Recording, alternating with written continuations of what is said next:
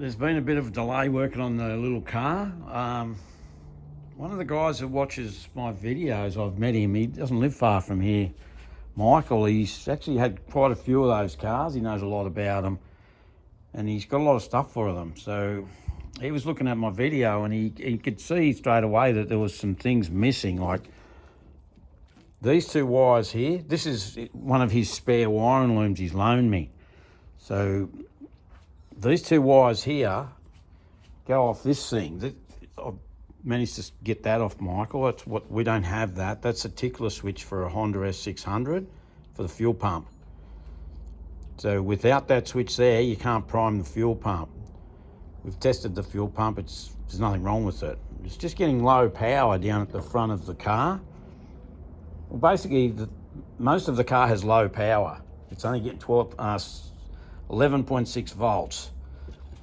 So there's a couple of things going on. These two wires here, we don't have that. That's what they go there, right? So they're not there on that wiring loom. And this wire here is not there. That wire there goes to the contact points on the motor, which runs the fuel pump. So I've got to put these wires in my wiring loom. But there's the reason why one of the reasons why, there's two reasons why we think it's got low power. One, at some stage, the earth was all shorted out in this little car. Whoever, at some stage, someone's hooked the power and the earth up to the solenoid, and that melted all the earth wires throughout the whole car. I've changed them, I fixed that, but I may have missed something. But in the book, it says if you do that, if you short it out, it can blow the diodes in the dynamo. It's actually not a alternator. It's more like a generator. They call it a dynamo. So I've got to pull that off, test that, and if I disconnect that and I'm getting the full power, I'll pretty much know that dynano's blown. The diodes in the dynamo have blown. Whether I can replace them or not, I'm not sure. I may have to get another one. So that's that. But yeah, if that's not the case, I'm still going to strip that wiring loom back, and I've got to add these wires. These wires here basically just go down to the fuel pump wires, which are down here. Some of these wires here. These two wires here are the fuel pump. That one's an earth, and that's that blue and white wire.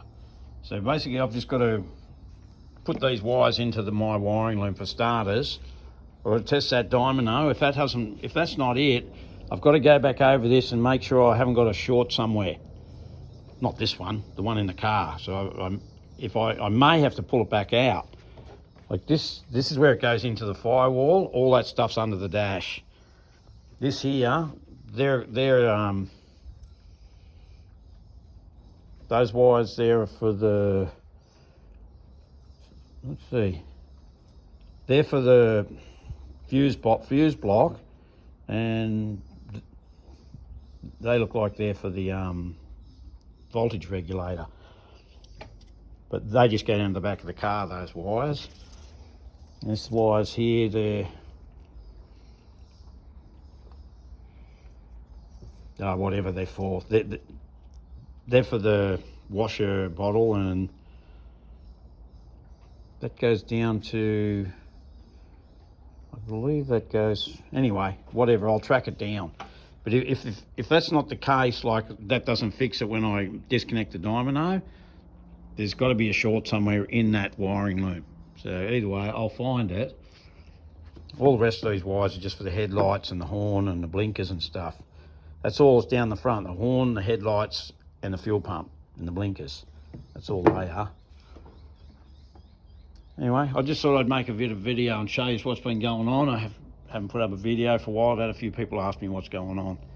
So that's what's going on. I've got to get in and fix this wiring. I've got a little problem with it. It's got low voltage. Plus, it's the reason why the fuel pump wouldn't work. There's nothing wrong with this fuel pump. I'm just going to put that back on the way I had it originally.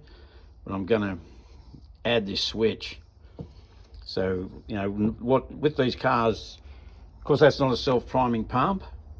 If you haven't driven it for a week or a few weeks, you've got to come out and prime the fuel pump. That's what that button does. It's like a reverse switch. It's not like a normal switch. You can't just go and buy that switch.